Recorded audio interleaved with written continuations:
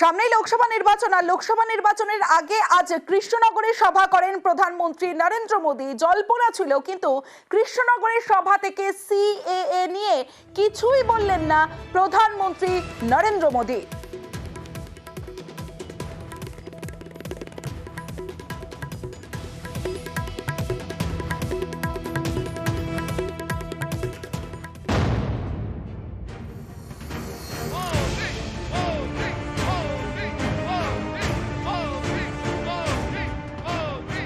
সন্দেশখালী থেকে 100 দিনের কাজ, তৃণমূলকে বিঁধতে কৃষ্ণনগরের সভায় সব প্রসঙ্গই তোলেন নরেন্দ্র মোদী।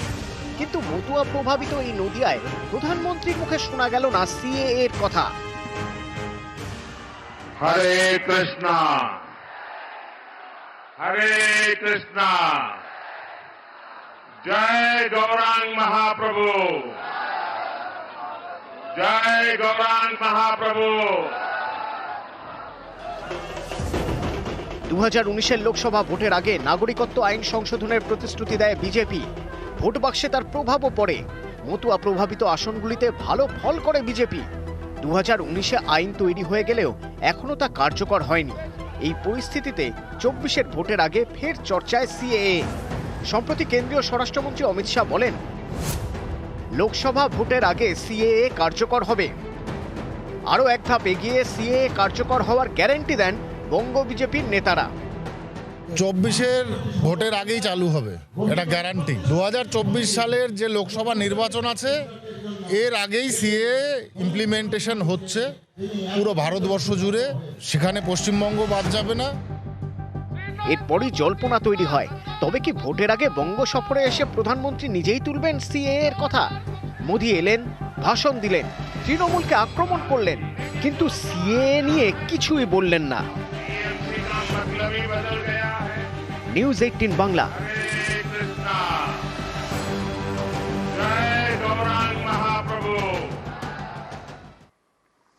মিলল না সিএএ বার্তা। সিএএ নিয়ে কিছুই বললেন না প্রধানমন্ত্রী নরেন্দ্র মোদী। সিএএ নিয়ে আশায় মতুয়া সম্প্রদায়। প্রধানমন্ত্রীর ভাষণে সিএএ নিয়ে কোনো মন্তব্য নেই। 24-এর আগেই সিএএ চালুর প্রতিশ্রুতি বিজেপি নেতাদের। আজব যুক্তি দিলেন শান্তনু ঠাকুর। সিএএ প্রধানমন্ত্রীর দপ্তর নয়, সিএএ স্বরাষ্ট্র মন্ত্রকের দপ্তর। প্রধানমন্ত্রী সিএএ নিয়ে বক্তব্য রাখতে পারেন না। লোকসভার আগে সিএএ হচ্ছে বাংলায়, মন্তব্য কেন্দ্রীয় জাহাজ প্রতিমন্ত্রী শান্তনু ঠাকুরের। তাদের প্রত্যাশা ছিল কি? তাদের সিএ যেটা ছিল সেটা তো হবেই। প্রত্যাশা নতুন কি ছিল সেটা তো বলেই দেওয়া হচ্ছে সিএ হচ্ছে। কিন্তু নরেন্দ্র মোদী তিনি এনআরসি নিয়ে বা সিএএ নিয়ে আজকের সবাই উনি সিএ নিয়ে, ওনার ডিপার্টমেন্ট নয় এটা, এটা স্বরাষ্ট্র মন্ত্রণালয়ের ডিপার্টমেন্ট, গৃহমন্ত্রীজির দপ্তর এটা। উনি এটা নিয়ে বক্তব্য রাখতে পারেন না without consent of him. CA হচ্ছে লোকসভার আগে সিএ হচ্ছে। এটা হাস্যকর যুক্তি। সন্দেশখালীর বিষয়কে দেখবে প্রধানমন্ত্রী। কোনটা কার এখতিয়ার? সিএ ঘোষণা করার সুযোগ বিজেপির নেই। মানুষকে বোকা বানানো চক্রান্ত বিজেপির। শান্তনু ঠাকুরকে পাল্টা তোপ সুজন চক্রবর্তী। এটা একটা হাস্যকর যুক্তি। আচ্ছা, সন্দেশখালীর ব্যাপারটা কে দেখবে? প্রধানমন্ত্রী কালকে সন্দেশখালী ভাষণ দিয়েছেন কেন? মানে কোনটা কার এখতিয়ার? এমনকি বিজেপির নেতারা প্রচার করেছেন যে কৃষ্ণনগরে সব অ্যানাউন্স করে দেবে।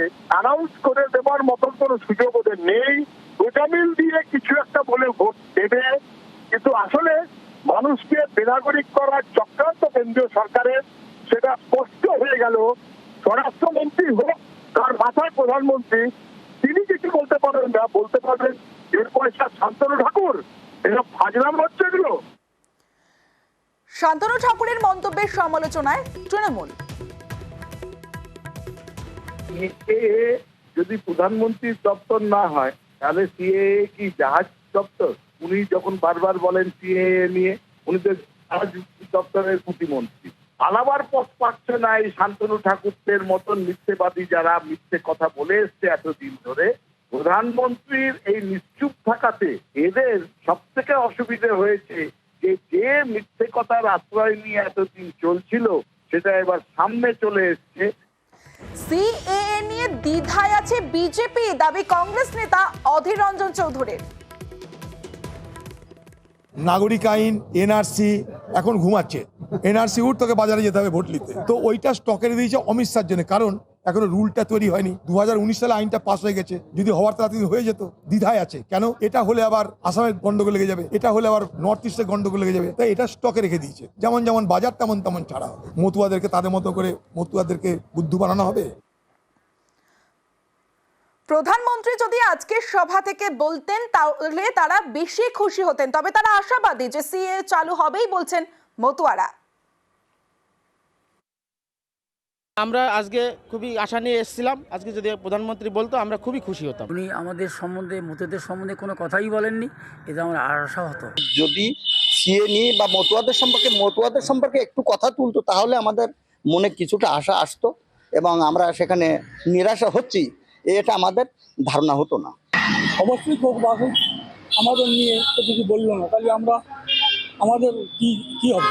আমাদের ওখানে উল্লেখ যখন হলো না, ঠাকুর বাড়ি উনি আসলেন, সেখানেও বহু উল্লেখ হলো, অনেক কিছু হলো, কিছু আমরা বুঝতে পারতেছি না।